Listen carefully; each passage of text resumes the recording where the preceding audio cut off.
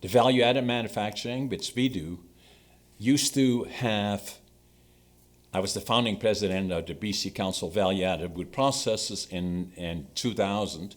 We used to have 800 companies doing value-added manufacturing. That is, putting more value, social and economic, into the resource.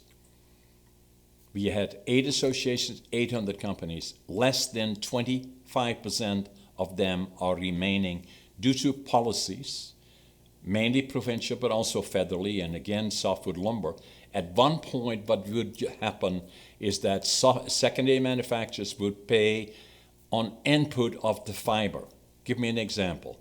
If input fiber would cost $100 and they added value, social and economic, to make furniture, make whatever products, mass timber of some sort or another, and they would sell it at $1,000, they would have to pay the duties initially at the $100 input value, because most of them had no timber, and the allegation is that our timber is subsidized by the Americans. Then now they have to pay duty on the finished value, and that leaves no value, no viability for secondary manufacturers. Most of them already started to disappear in early 2000, and the other part that didn't help much was federal provincial policy by the BC Liberal government of the time that made dramatic changes to forest policy in BC. The one was a prudency, manufacturing timber in the area of where it was harvested.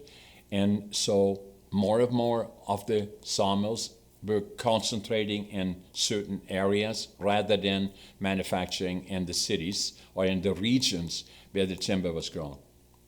At the same time, the raw material that was relied upon by value-added manufacturers was also, there was an incentive at one point for value-added manufacturing where 20% of the AAC was designated to value-added manufacturers. They called it the Small Business Program. Section 16.1 was eliminated in 2002, 2003 by the then government. The other part troubling to value-added manufacturing was that in 2005 in particular, most of the lower quality lumber was exported to China. And that continued virtually up to recently, further creating extreme difficulty to value-added manufacturing, and as a result, a lot of those companies disappeared.